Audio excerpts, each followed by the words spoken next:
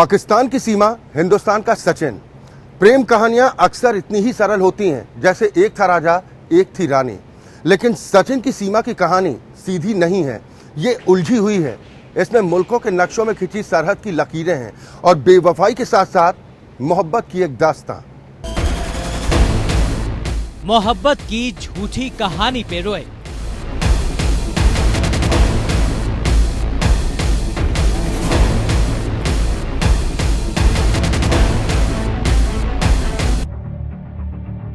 Greater Noida के रबुपुरा गांव में सीमा ससुराल के आई, मेला लग गया। मोहब्बत की मिसालें पेश की जाने लगी। ऐसा लगा जैसे बॉलीवुड की फिल्मी कहानी रियल में फिल्माई जा रही हो। एपीएन न्यूज भी मेले रेले के उस दौर में हकीकत जानने के लिए रबुपुरा पहुंचा, सीमा से बातचीत की। मेहनत के साथ दुख भी देखे, तकलीफें भी झेली, क्योंकि यहाँ तक आना आसान नहीं था, किसी के लिए भी आसान नहीं होगा। मैं बहुत मुश्किलों से आई हूँ। दूर दूर से आए लोग सीमा को देखना चाहते थे। कोई इसे फिल्मी प्रेम कहानी कह रहा था तो कोई दुश्मन देश पाकिस्तान की साजिश। तमाम चैनलों पर बहस छिड़ गई, लेकिन तब एपीएन न्यूज पर हम कहानी के पीछे की कहानी की तह को तलाश रहे थे।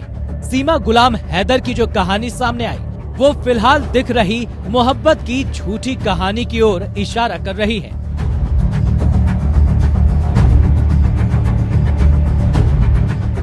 रबुपुरा के मीणा मोहल्ले की सकरी गली में हरे रंग से पुता घर, जहां मेला सजा था, अब वहां सन्नाटा पसरा हुआ है। ना तो सीमा का पता है जिसे यूपी एटीएस ने डिटेन किया है, और न ही अपनी पाकिस्तानी बीवी पर रिझ रहे सचिन मीडिया के सामने आ रहे हैं। मोहब्बत की वो हसीन कहानी इतनी फिल्मी थी कि जब सचिन से पूछा गया कि 23 साल की उम्र में आप 4 बच्चों के पापा बनने को तैयार हैं, इश्क से गुलाबी हुए सचिन का जवाब था, 4 बच्चों को ही नहीं, 5 को पालूंगा। 5वीं मेरी पत्नी है सीमा हैदर।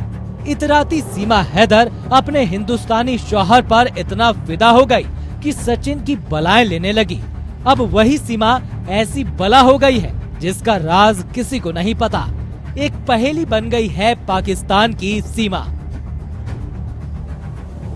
सीमा रिद पाकिस्तान के सिंध में खैरपुर जिले की रहने वाली है।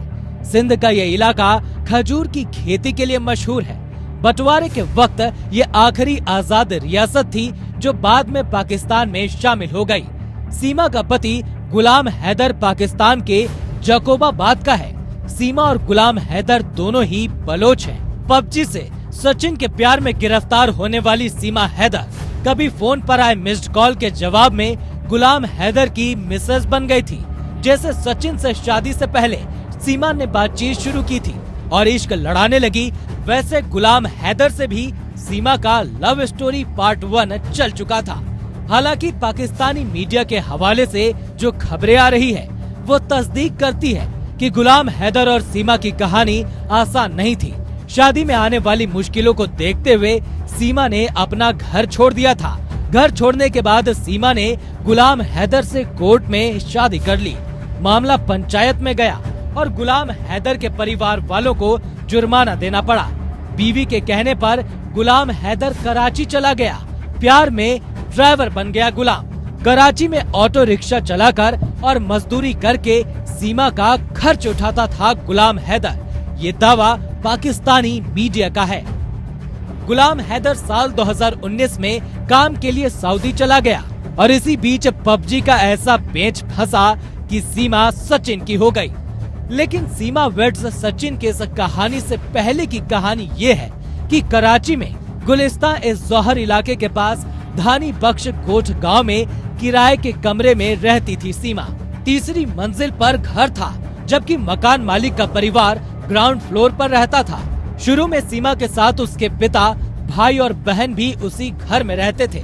आधा किराया पिता देते थे और आधा सीमा, लेकिन किराया देने को लेकर अक्सर उनमें झगड़ा भी होता था। बहन की शादी होने और भाई के सेना में भर्ती होने के बाद सिर्फ सीमा के पिता ही उसके साथ रह गए थे। पिछले साल सीमा के पिता की मौत हो गई और ये अभी की कहानी है, जब पाकिस्तानी मलिक ने खुलासा किया कि एक दिन सीमा ने कहा वो गांव जा रही है, फिर उसके बाद वो कभी नहीं लौटी। हाँ, ये खबर तब तक जरूर आ गई कि सीमा ने अपना नया गांव भारत में चुन लिया है, जहां नया घर बसा लिया है। शौहर भी नया, मुल्क भी नया, घर भी नया, लेकिन प्रेम त्रिकोण की इस कहानी में अब पेच ही पेच है।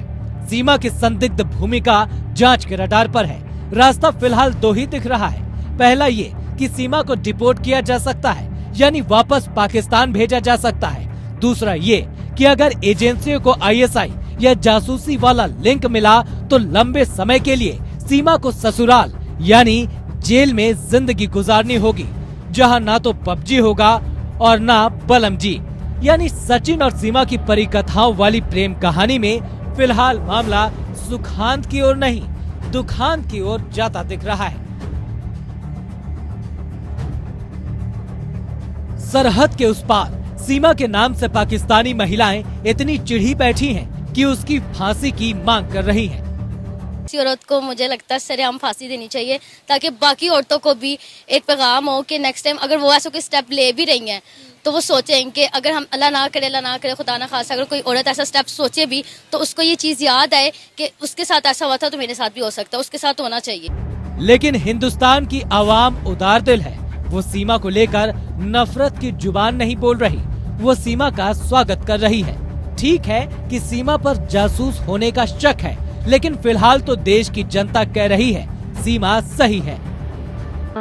अगर उन्होंने धर्म चेंज भी कर लिया है तो ये उनकी अपनी राय है, या एक तरीके से हमारे मुस्लिम धर्म में, इस्लाम में ऐसा कुछ नहीं है कि आपको फोर्स किया जाए कि आप इसे अपनाएं, या आपकी खुद की अपनी मर्जी है आप कौन सा रिलीजन फॉलो करना चाहते हैं। तो अगर वो लोग इसके अगेंस्ट फतवे जारी कर रहे हैं या जो भी कुछ कर रहे हैं तो इसके लिए एक्शन लेना चाहिए, देखना चाहिए कि कहाँ तक ये चीज़ सही हो क्या गलत है।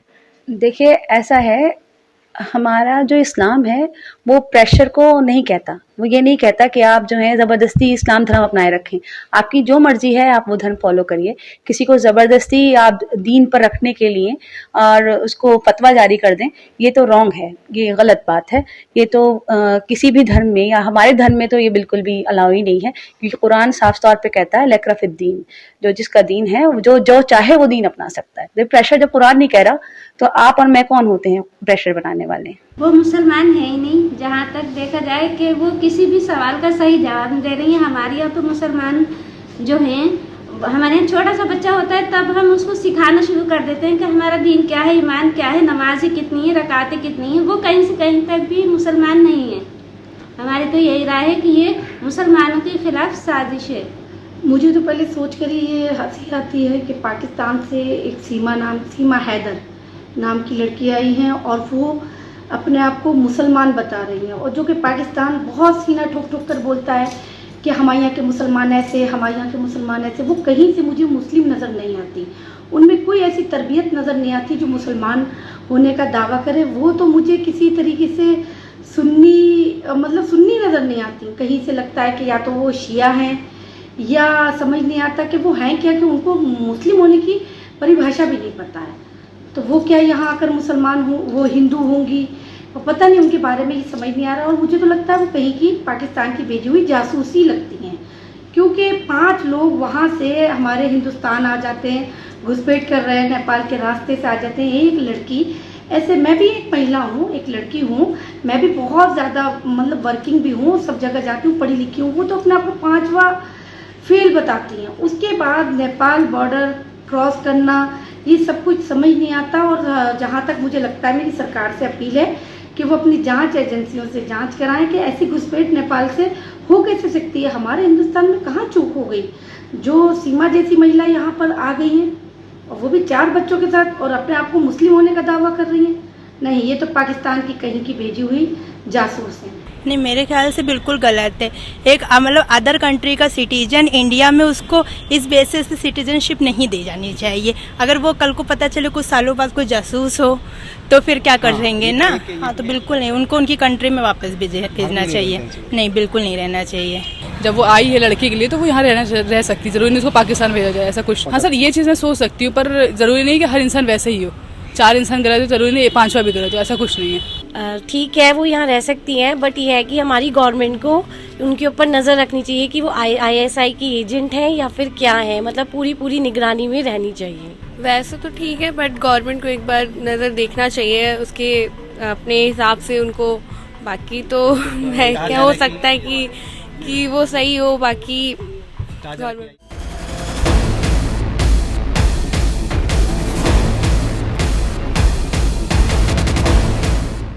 स्पेशल एडिशन में आज का सफर बस यहीं तक।